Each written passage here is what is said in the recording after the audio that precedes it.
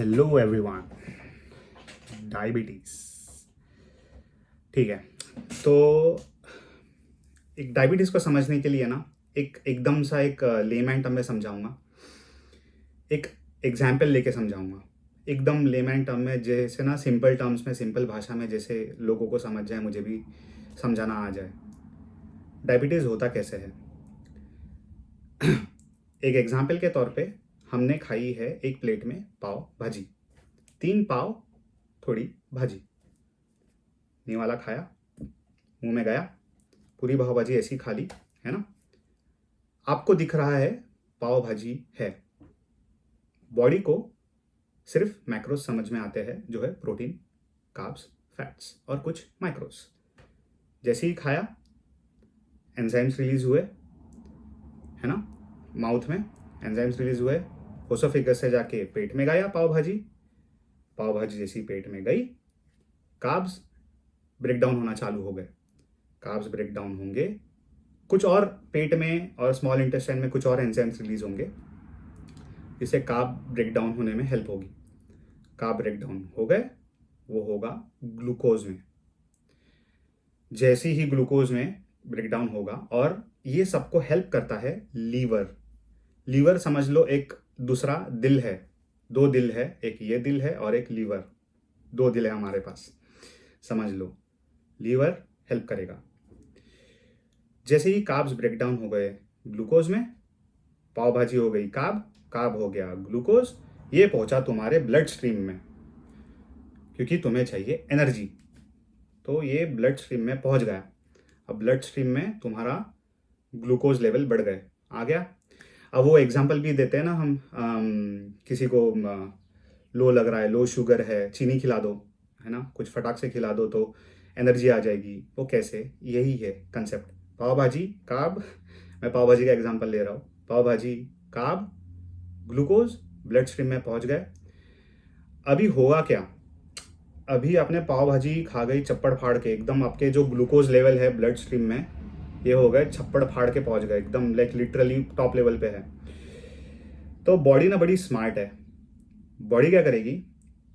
अपने पैनक्रियाज को बोलेगी कि भाई ब्लड स्ट्रीम में ग्लूकोज छप्पड़ फाड़ के है, पैनक्रियाज इंसुलिन निकालो, हार्मोन ये रिलीज करो, इंसुलिन पेप्टाइड निकालो, इंसुलिन रिलीज करो, ताकि ये जो लेवल है, इसे ब्लड में जो लेवल है ग्लूकोज का, ये हमारे सेल्स में पहुंच जाए एनर्जी के लिए।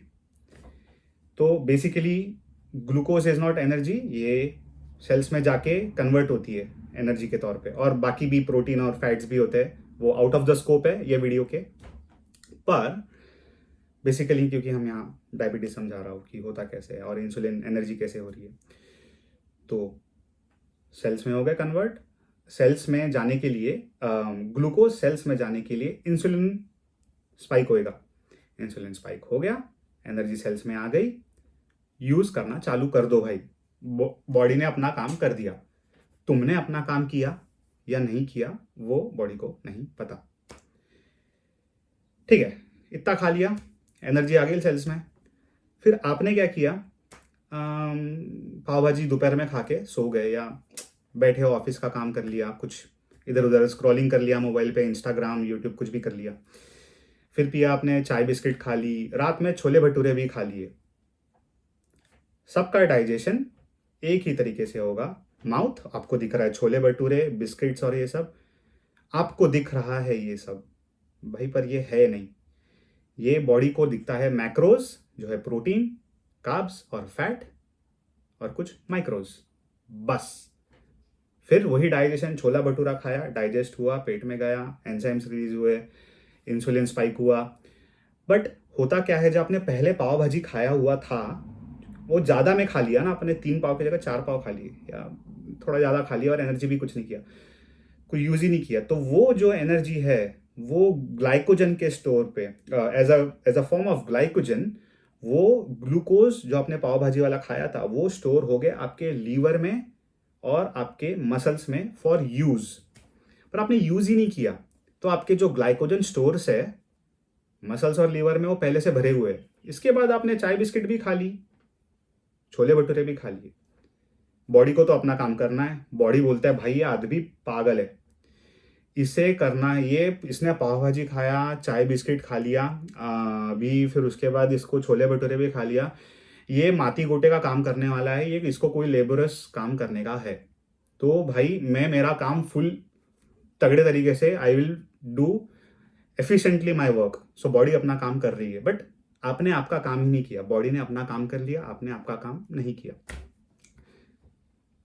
ये हो गया, खा लिया, छोले भटूरे पे डाइजेस्ट हो गए, ये फिर इंसुलिन, पैनक्रियाज इंसुलिन निकाले जा रहा है, वही कन्वर्जन, खाया एंजाइम खाया, पेट में गया, डाइजेशन हुआ, कार्ब ब्रेक डाउन हुए ग्लूकोज में, ब्लड स्ट्रीम में आए, ब्लड स्ट्रीम से जाके इंसुलिन फिर स्पाइक हुआ, पैनक्रियाज ने निकाला छोले भटूरे खाने के बाद। पर बॉडी टैप इन भी करती है, लीवर में पहले से भरा हुआ है, मसल्स में ऑलरेडी भरा हुआ है, तुम्हारा glycogen stores are full, reserves पहले से भरे हुए हैं। फिर छोले भटूरे खा रहे हो, फिर इंसुलिन स्पाइक, फिर कहाँ जाएगा भाई इतना। जैसे वो एक गाड़ी की टंकी होती है ना, हम तेल डालते हैं गाड़ी में, एक लिमिट तक ही आप तेल डाल सकते हो गाड़ी में, उसके बाद आप ज़्यादा डालोगे तो ओवरफ्लो होगा ना। जवाब मिल गया, इंसुलिन रेजिस्टेंस। कैसे होगा? आपके सेल्स ये ना डिसफंक्शन होना चालू हो जाएगा, कि बोलते हैं कि मैं यूज ही नहीं हो रहा हूँ, एनर्जी आ रही है, इंसुलिन बढ़ रहा है, फैट में डिपॉजिट, और ये हर चीज़ें ना फैट में डिपॉजिट होना चालू हो जाती है। हर चीज़ बॉडी को लगता है, बॉडी इज़ वेरी स्मार्ट यार। बॉडी आप जैसे खाते हो, बॉडी को लगता है ये एक्स्ट्रा है, स्टोर कर लो, एक्स्ट्रा है, स्टोर कर लो। ये बंदा पागल है, ये खाए जा रहा है, खाए जा रहा है, निकालने का कोई नामो निशान नहीं है। तो भाई मैं स्टोर करूँगा, वो चाहे यहाँ स्टोर करूँ, कार्ब में, लीवर में स्टोर करूँ, मसल्स में स्टोर करूँ, एज अ फैट ज़्यादा हो जाए, एज अ फैट जो बढ़ना चालू हो जाता है बॉडी के अंदर, वहाँ स्टोर करूँ, कि ये बंदे को कभी ना कभी लाइफ में काम आएगा और ये यूज़ करेगा। पर होता क्या है, ज़्यादा फैट और रिफाइंड चीज़ें खाने के, ज़्यादा फैट अगर स्टोर हो भी गया, रिफाइंड शुगर खा लो या कुछ भी, जैसे आपने पाव भाजी खा ली, छोले भटूरे खा लिए, ज़्यादा फैट स्टोर होने के बाद भी आपका इंसुलिन ये एड करता है इंसुलिन रेजिस्टेंस के लिए, ना कि डाइजेशन के लिए। तो भाई इसका निष्कर्ष क्या है? निष्कर्ष मेरे हिसाब से तो ये है, पाव भाजी खाना है खाओ, लिमिट में खाओ, साथ में प्रोटीन भरपूर खाओ। प्रोटीन में वेजिटेरियन में प्रोटीन खा लो, पनीर वनीर कुछ भी खा लो, या पनीर पाव भाजी खा लो, या चिकन खा लो, एक साइड डिश खा लो, चिकन टिक्का खा लो, पाव भाजी खा लो, इस तरीके से खाओ। तो और आपकी प्लेट कैसी बननी चाहिए? Half of your plate should be protein, कोई भी सोर्स पकड़ लो, and half of your plate should be pav bhaji. तो होप आपको समझ गया होगा कि इंसुलिन रेजिस्टेंस कैसा होता है। अब जो जाके मैंने इतना बताया ही था इंसुलिन रेजिस्टेंस कैसे होता है, इसका तोड़ भी बताता हूँ। कि आपकी प्लेट हो गई, आधा प्रोटीन, आधा कार्ब और फाइबर थोड़ा खा लो, है ना।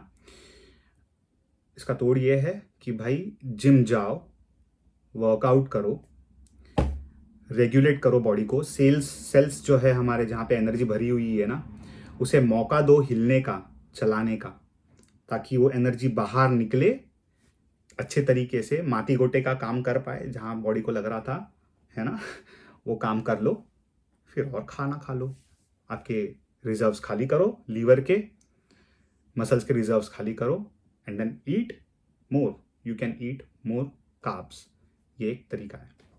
तो होप दिस हेल्प्स।